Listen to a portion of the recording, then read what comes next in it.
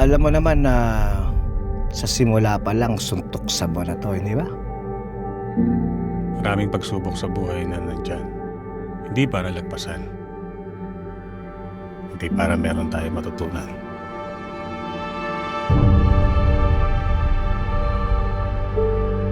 Kailangan nating matutunang ipagdiwang yung mga markang iniwan natin.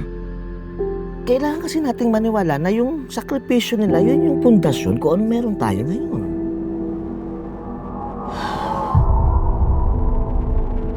Ng pagiging makabayan, that is just a kink or fetish ng mga bored, privileged intellectuals. Ano nga bang may tutulong na isang libro sa sitwasyon ng bansa natin ngayon? Para to sa mga anak niyo.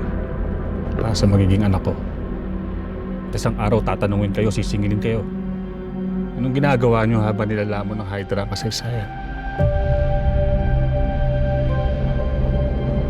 How can you love someone who's hurt so many?